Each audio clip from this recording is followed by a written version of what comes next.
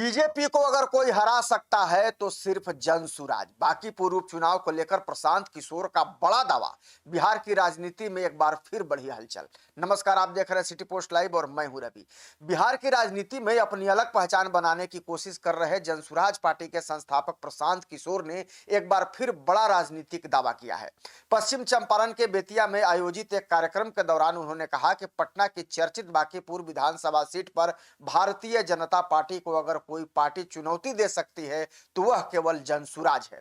उनके इस बयान के बाद बिहार की राजनीतिक गलियारों में नई चर्चाएं शुरू हो गई हैं।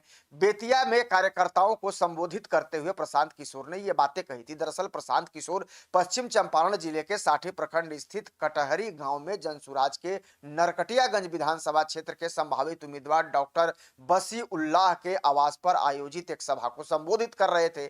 इस दौरान उन्होंने बिहार की वर्तमान राजनीतिक परिस्थितियों, आगामी चुनावों और जनसुराज की रणनीति पर विस्तार से अपनी बातें रखी। उन्होंने कहा कि बिहार की जनता अपारंपरिक राजनीति से आगे बढ़ चुकी है और राज्य में केवल जातीय समीकरणों के आधार पर चुनाव जीतने का दौर धीरे धीरे समाप्त हो रहा है। उनका दावा था कि आने वाले समय में विकास, शिक्षा, रोजगार और सुशासन जैसे मुद्दे चुनावी राजनीति के केंद्र में होंगे।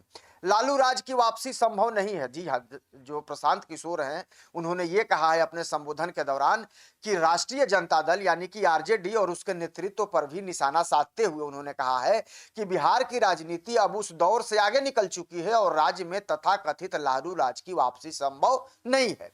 उन्होंने यह भी कहा कि बिहार में मतदाता अब अधिक जागरूक हो चुके हैं और वे केवल भावनात्मक या जातीय मुद्दों पर मतदान करने के बजाय विकास और भविष्य की राजनीति को प्राथमिकता दे रहे हैं। मुस्लिम समुदाय से भी प्रशांत किशोर ने इस दौरान अपील की है। क्या अपील की है? सभा के दौरान प्रशांत किशोर ने मुस्लिम समुदाय से भी संवाद किया। उन्होंने कहा कि केवल इस आधार पर मतदान करना कि कौन भाजपा को हरा सकता है लोकतंत्र के लिए सही सोच नहीं है। उन्होंने दावा किया कि पिछले चुनाव में जनसुराज ने 34 मुस्लिम उम्मीदवारों को मैदान में उतारा था, लेकिन उनमें से कोई भी चुनाव नहीं जीत सका। इसके बावजूद पार्टी ने सभी समुदायों को प्रतिनिधित्व देने की अपनी नीति जारी रखी है। प्रशांत किशोर ने कहा है कि हिंदू और मुस्लिम समाज के बीच किसी प्रकार का स्वाभाविक संघर्ष नहीं और बिहार का भविष्य विकास आधारित राजनीति से ही तय होगा। बांकीपुर सीट पर खास नजर क्यों है प्रशांत किशोर की? दरअसल प्रशांत किशोर ने विशेष रूप से बांकीपुर विधानसभा सीट का उल्लेख करते हुए कहा कि भाजपा को वास्तविक चुनौती देने की क्षमता केवल जनसुराज के पास है।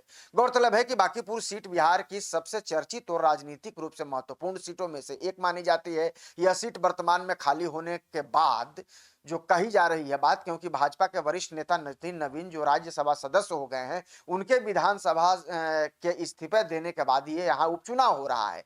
तो बांकीपुर लंबे समय से भाजपा का मजबूत गढ़ भी रहा है। नितिन नवीन ने वर्ष 2006 के उपचुनाव से अपने राजनीतिक करियर की शुरुआत इसी सीट से की थी और इसके बाद लगातार 5 बार यहाँ से वो जीत दर्ज किया और विधायक भी रहे। हालांकि अब वो राज्यसभा सांसद चुने गए हैं, लेकिन अब क्या खुद चुनाव लड़ेंगे प्रशांत किशोर? ये सवाल सबसे अहम है। राजनीतिक गलियारों में यह चर्चा तेज है कि प्रशांत किशोर स्वयं बांकीपुर विधानसभा उपचुनाव में उम्मीदवार बन सकते हैं।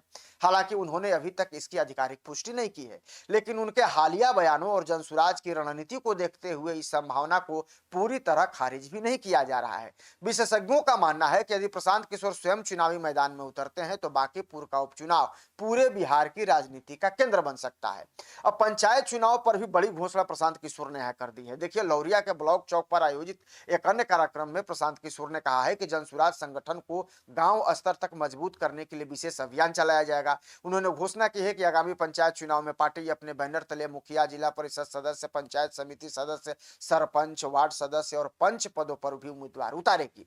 सरकार की नीतियों पर भी उन्होंने निशाना साधा है।